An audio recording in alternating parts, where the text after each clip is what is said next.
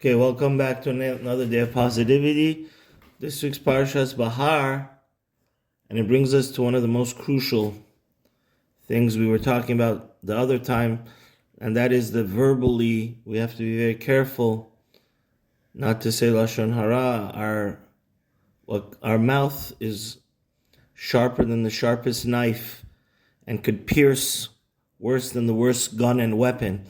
So in the Torah it says, in Pasuk 17, in Behar, the beginning of the Parsha, do not harass one another. So Rashi says this is talking about verbal harassment. So from here we learn there's a very, very important Gemara in Bava Metzia, Daf Nun Chet. It says, for example, if somebody is very sick and afflicted, or God forbid, his children, Rahman al-Litzlan, passed away, one should not follow the footsteps of Eov, Job's friends, and say, certainly you sinned, otherwise you would have suffered. Or for example, somebody that is a Baal Tshuva, we shouldn't antagonize them and, God forbid, make them feel inferior and say, oh, you came and you're keeping your tzitzis out and you want to go learn in yeshiva and kollel.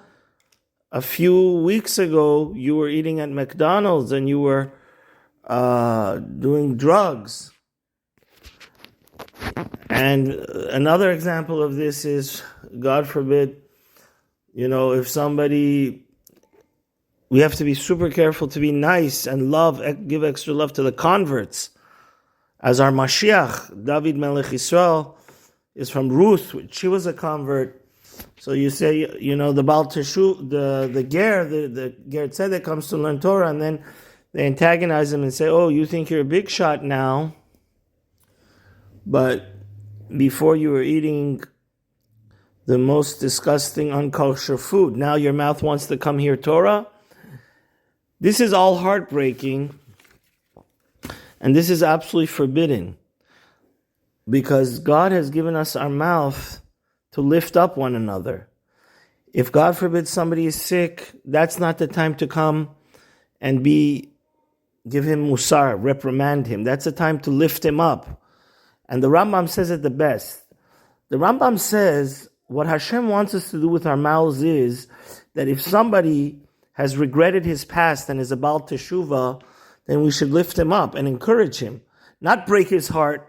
Because, then God forbid he's going to go back to his old way.